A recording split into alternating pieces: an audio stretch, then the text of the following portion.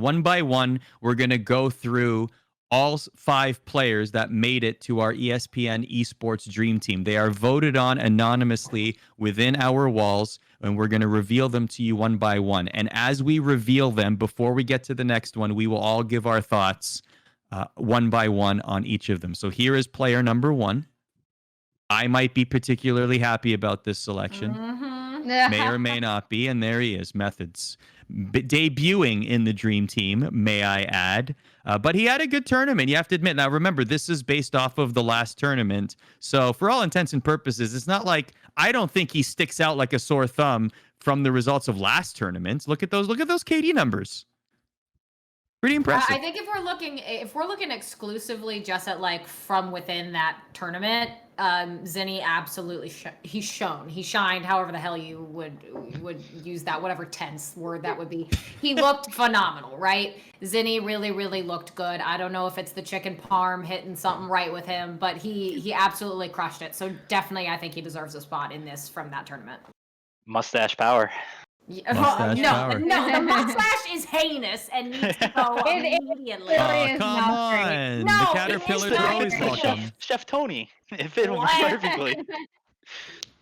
Player number 2, this one is probably no surprise as well. I believe he was on our Dream Team last series as well, and that is Mac, who is just doing incredible things, Emily, since joining the Subliners. Yeah, I personally voted for Mac in my Dream Team. Obviously, this is a compilation of all people at ESPN, but yeah, I mean, since he's been on New York, he has been an insanely large part of how they've been doing really well since then. I liked what Austin had to say about their comms regarding like how they have facilitated him as the rookie of this lineup. I think that's awesome. And I mean, I only hope for this team to continue to improve and continue to excel. Easy Mac, I think you can take the next 2. Why don't we show who's next here? Surprise. So this is a shocker, folks. I mean, wow. Like, can you believe? Every week Atlanta has played, I feel like Simp has made it. Well, yeah. Like Sunday, his Sunday performance was crazy. I think he put up like a 1.38 in the finals. He played phenomenal. That's like though. Like just does he? Austin, does Simp get nervous ever? I've never seen him get nervous. I feel like he's been playing S&D challenges since he was like, I feel like 7. He was like playing in like COD 4. Man, it's crazy. Ice in his veins, man. Like I never see him rattled ever. Just never.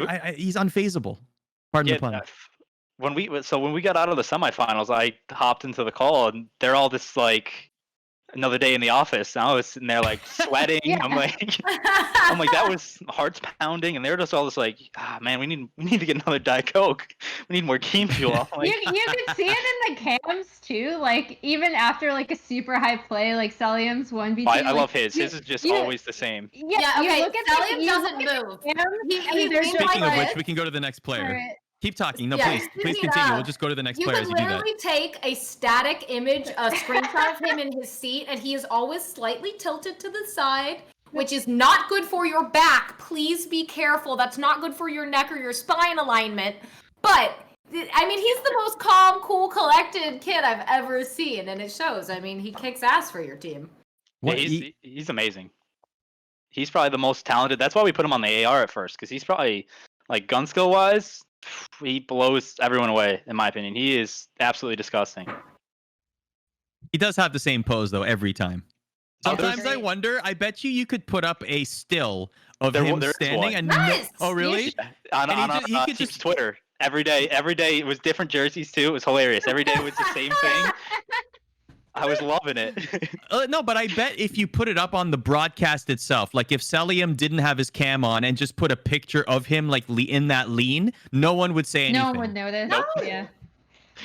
All right, let's go to player number 5 from Optic Gaming Los Angeles. We have Dashi. Bruce. What say you about this one? Bruce. He earned it. Yeah. He played phenomenal.